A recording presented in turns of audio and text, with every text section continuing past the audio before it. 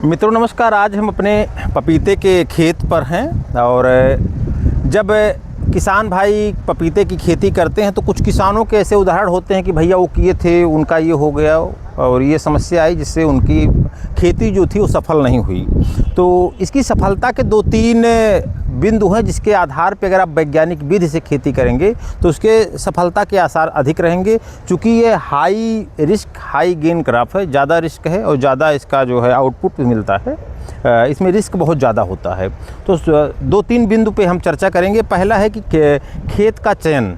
तो खेत का जो चयन हमारा होता है वो ऐसी भूमिका करें जहाँ पर पानी रुके ना, वर्षा जल ना रुके या फिर सिंचाई के बाद वहाँ पर पानी ज़्यादा देर रुके ना, या तो नीचे चला जाए, मतलब उसका जो है लीचिंग कैपेसिटी अच्छी हो, वहाँ पर जल नीचे चला जाए, रुकना नहीं चाहिए, पहली चीज़। दूसरा ये है कि आपका फेंसिंग अच्छा होना चाहिए क्योंकि जानवरों पे इसको खतरा होता है। तीसरी, इसकी मिट्टी जो होगी या बलुई दोमट होनी चाहिए या बलुई या बलुई दोमट मिट्टी हो। ऐसी मिट्टी नहीं होनी चाहिए चिकनी जिसमें पानी रुकता हो या फिर एक बार पानी आ जाने के बाद मिट्टी कई दिनों तक चिपचिपा रहता हो। उस स्थिति में पौधे को जो है के ग्रोथ में या वर्षा के मौसम में इसके जो है जड़ों को बहुत ज़्यादा नुकसान होता है। और जो सबसे बड़ी समस्या आती है रोग की, इसमें वायरस इसमें और बैक्टीरियल इन्फेक्शन, उसके लिए खेत में मल्चिंग का प्रयोग किया जाए। खरपतवार कम से कम हो जो बाकी ज़मीन है, चूँकि मल्चिंग तो मान लीजिए एक बेड पे हो गया हमारा, बाकी ज़मीन जिस पे हम लोग यहाँ खड़े हैं इस पर कोई फसल आप ले लें और उस फसल की निराई समय समय पर हो और जो कीटनाशी का उपयोग है और कीट प्रबंधन है उसको समय समय पर करते रहें तो ये समस्या नहीं आएगी। तो बाकी फसल की सफलता के चांसेस बहुत अधिक हो जाएंगे। ये 3 समस्या मुख्य रूप से आती है। और अगर इसमें हम बात करें कि कीटनाशी की कौन कौन से प्रयोग किए जाएँ, किस हिसाब से कीटों के प्रकोप को कम किया जाए जिससे इसमें लगने वाले वायरस कम से कम लगें और किसी तरीके का और समस्या ना आए, तो जो न्यूट्रिशन की बात हम नहीं करेंगे, हम फसल सुरक्षा की बात करेंगे।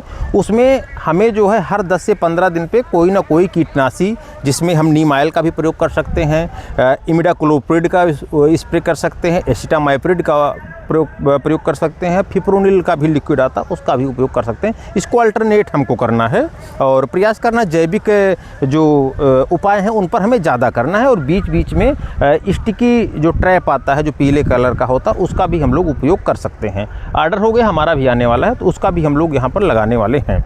तो इससे क्या होगा, हमें रासायनिक का जो कीटनाशी उनका कम से कम उपयोग करना पड़ेगा। दूसरी समस्या आती है कि कितना भी ध्यान दिया जाए, मिट्टी कैसी भी हो उसमें गलन आ जाता है। गलन आने के पहले ही महीने में लगभग एक बार हेक्साकोनाजोल 0.2% यानी 1 लीटर में 2 ml की दर से घोल के वह पानी जड़ों के पास भिगो दिया जाता है, जिससे इसमें लगने वाला जो डैम्पिंग ऑफ होता है कि पौधे पे तना का गलन हो जाता है, पौधा गिर जाता है, वह स्थिति नहीं आ पाती है। तो इस 2-3 चीज़ का अगर आप ध्यान रखेंगे तो निश्चित रूप से पपीते का फसल बहुत ही फ़ायदेमंद होगा और किसी भी तरीके के रोगग्रस्त ना होने से या उत्पादन अच्छा देगा। और इसका भी रेट, पपीते का रेट भी लगभग एक जैसा ही रहता है। बहुत ज़्यादा इसमें समस्या नहीं आती कि ज़्यादा उत्पादन हो गया तो रेट ज़्यादा जो है कम हो जाएगा। ठंडियों के मौसम में कभी कभार थोड़ा मोड़ा कम होता है, बाकी वर्ष भर लगभग सभी लोग कंज्यूमर हैं फलों के तो यह जानते हैं। आइए हेक्साकोनाजोल का मैं एक डोज दिखाऊं जिसमें ये पूरा पौधा मॉइस्चर की वजह से मुरझा गया था, थोड़ा नमी ज़्यादा रहा होगा, टेम्परेचर ज़्यादा हो गया तो ये मुरझा गया था, लटक गया था एकदम। फिर उसके बाद सेम डे जब हम इसका अवलोकन किए तो देखे कि इसमें डैम्पिंग ऑफ जैसी समस्या आ रही है। फिर इसमें हमने हेक्साकोनाजोल दवा 2 ml पर लीटर ऑफ वाटर के हिसाब से इसमें हम ड्रेंचिंग किए। उसके बाद ये पौधा जो पत्तियां मुरझाई थी वही बाकी नई पत्तियां ऐसी सुरक्षित हैं, तो लगभग ये पौधा बच जाएगा। लेकिन हमें इस स्थिति का इंतज़ार नहीं करना है, आपको 1 महीने के अंदर अंतराल पे यह चीज़ें जो है हमें कर लेनी है कि 1 महीने के अंतराल पर हेक्साकोनाजोल घोल कर अपने सभी पौधों के नीचे जब हम इसकी ड्रेंचिंग कर देंगे अलग से तो हमारा पौधा इस समस्या से सुरक्षित हो जाएगा। दूसरा होता है इसका हम इम्यूनिटी बूस्ट करें जिससे इसमें लगने वाले ring virus, papaya ring virus, yellowing virus और लीफ कर्लिंग वायरस से हम अपने फसल को बचाएं। इसमें हमारे डॉक्टर साहब हैं, डॉक्टर SK सिंह साहब का एक नया रिसर्च है, आप केंद्रीय विश्वविद्यालय बिहार में है, उनके द्वारा बताया गया है कि यूरिया जो है 10 ग्राम प्रति लीटर और बोरान 1 ग्राम और जिंक सल्फेट 2 ग्राम, इन तीनों को मिलाकर महीने में एक बार अगर इस पर पपीते की फसल पर स्प्रे किया जाए तो इसमें लगने वाले जो वायरस हैं उसकी संभावना बहुत ही कम रहती है। इससे पौधों की इम्यूनिटी अच्छी हो जाती है, जिससे आपका वायरस का प्रभाव इन फसलों पर पपीते की फसल पर कम पड़ता है। तो कुछ थोड़ी चीज़ें हैं, लेकिन हमें इस चीज़ का ध्यान रखना है कि कभी भी हम शेड्यूल को तोड़े नहीं, कि हमें जब इंसेक्टिसाइड देना, हमें कुल मिला जुला के इसको पानी से दूर रखना है, ज़्यादा पानी नहीं इसके पास आने देना है। इसको हम नमी से होने वाले नुकसान से बचाने के लिए जो हेक्साकोनाजोल बताएं हैं, अगर उसका उपयोग करेंगे, और कीट बीमारियों से बचाने के लिए इसमें मल्चिंग प्लस अगर बीच वाली रो में अगर हम सहफसली करेंगे, उसकी निराई समय समय पर करें, और जैविक कीटनाशी का प्रयोग करेंगे। ज़रूरत पड़ने पर रासायनिक का भी अवलोकन करते रहेंगे। ऐसे कोई कीट आ रहे हैं तो वहाँ पर जो है उसका स्प्रे कर दें, और प्रयास करें इसके साथ या बगल कद्दू वर्गीय फसलों की खेती ना करें, क्योंकि सबसे ज़्यादा कीट का अटैक उसी के माध्यम से होता है, और उसके कुछ वायरस इसमें जल्दी जो है स्प्रेड हो जाते हैं। तो ये 2-4 चीज़ों पर अगर किसान भाई थोड़ा सा विचार करें, इसको अपने ध्यान में रख के इसकी खेती करें तो निश्चित रूप से सफलता मिलेगी। और प्रयास करें जब भी कोई खेती करें, कोई अच्छे विशेषज्ञ से मिलकर उनसे सलाह लें, उसके बारे में जानें, आप उस फील्ड का विजिट करें, वहाँ पर देखें क्या क्या चैलेंजेज आ रहे हैं और कैसे इनका समाधान कर रहे हैं और विशेषज्ञ कैसा कर रहे हैं। कृषि विशेषज्ञ आपके सभी जिलों में कृषि विज्ञान केंद्र है, वहाँ से भी आप संपर्क करके इसके बारे में जानकारी ले सकते हैं, और जो भी विशेषज्ञ आपके सर्वसुलभ हों वहाँ से भी आप जानकारी लेके इसका शुरुआत कर सकते हैं।